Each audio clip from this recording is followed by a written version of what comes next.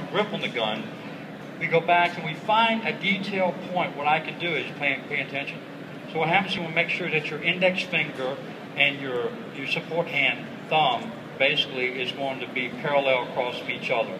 What happens is if it's not parallel across from each other and you have a tendency to rotate the wrist back, now the wrist gets broken back and the wrist now becomes a moving object, which allows you to have a tendency to release your grip as you're shooting. I'm sure a lot of you are guilty of going out to the range and you're shooting, bang, bang, bang, and you have to re-grip the gun, bang, bang, you re-grip. You're not hanging onto the gun tight enough to increase your grip strength in your support hand. I actually have a stronger grip here with this arm than I do with this arm or this hand in general when I'm going out there. So of course when I'm going out there and I'm loading, and I want to, even though we're talking about educating the very simple here, a couple of things I always like to show to people is that this is my alley. I'll walk into a range, I'll take the gun, the box, pick it up there, I'm going to go plink away, whether it be an indoor range or an outdoor range. I want to make sure that I always keep my muzzle pointing in this direction all the time.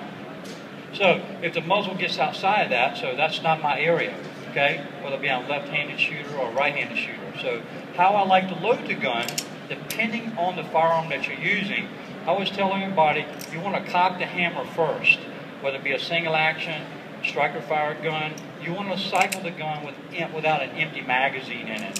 What happens is, I'm sure a lot of you have gone like, man, that's a really heavy spring that the company A has in it.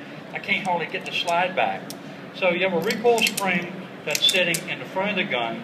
You have a main spring that drives the hammer if it has an external hammer in order to set the firing pin off, to set that primer off. So if we cock one of them, what we do is we'll help eliminate that pressure in that spring. So it doesn't matter if you're using a striker fire gun, a double action, or a double single, a DAC trigger. So cock that thing and that will actually help you out. When I go load the gun, I cock my hammer. There's two ways of loading a semi-automatic pistol. We can do one what we call from the slide lock position, where the gun is locked back, which sometimes it's okay to do that, sometimes it's not.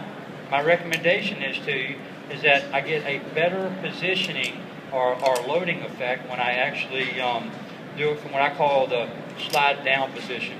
So when I go to load the gun, I want to come to the back of the gun, cycle the gun with a nice firm cycle so that the gun is being stripped off in its normal position, like if the gun was actually firing. So I fire a few rounds, I remove the source. Now I want to unload the gun. I do not want to unload it on my neighbors over here. This is a common practice I see all the time. So what you want to do is once you get done, you want to roll over and you want to let that round fall out to the ground, okay? And you keep the muzzle in that direction. So if you're a right-handed shooter, you go to an outdoor range or an indoor range, make sure you get on the far right-hand side. Then you won't have to worry about 87% of all right-handed shooter guys unloading guns on you. So I tell everybody, if you go there and everybody's a lefty, I kind of check them all out. Lefty, lefty, then they're going to do this to you. So make sure that you know who you're dealing with on the range. Now, we start talking about firearms and some of the things that actually can make us a better shot. I'm a huge fan of lasers. And what I mean by lasers, I'm talking about for concealed carry, but if you're not a fan of them in the law enforcement world, I always tell my friends you can use them as a great training aid.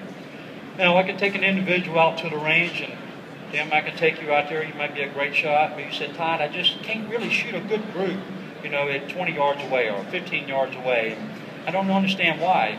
So what happens is, if I'm watching the gun when you're shooting, if I watch the front end of it, I'm like, well, he's not moving a whole lot. Maybe it's an accuracy issue. Maybe it's a stance or some other type of drill. But it may be, you might not be able to hold the gun that steady. But if I put a set of lasers in your hand, so if we turn around and look, and not everybody can see this, but there is a light switch up on the wall up there. So what happens is, if I can control my breathing and my stance and drop that hammer in that electrical box, I can make that shot every single time. So, but I can't do that with conventional iron sights because the sights are twice or three times as big as that box. So your sights are only as good as the width of that front blade on that target out there. So I tell everybody a laser is a great tool for that. So a lot of you are probably, some of you guys out here a little older, and Like myself out here, I'm 50 now, so what happens is I can't see my front sight like I used to, okay? So what happens is in a low light situation, let's say you were a CCW holder, you might be a law enforcement or a security guy. The thing about it is trying to adjust to night sights on a target can be very, very difficult. So what I like about lasers is that I'm always watching the target. So if the target moves, I can always watch that target move, and I can move with it. If the target was to move, now I have to readjust, try to line up the sights and focus on to make sure that I'm liable for every single round that comes out of there. It's my responsibility to be able to do that. So as I'm watching that sight, that laser allows me to be able to follow that shot all the way through.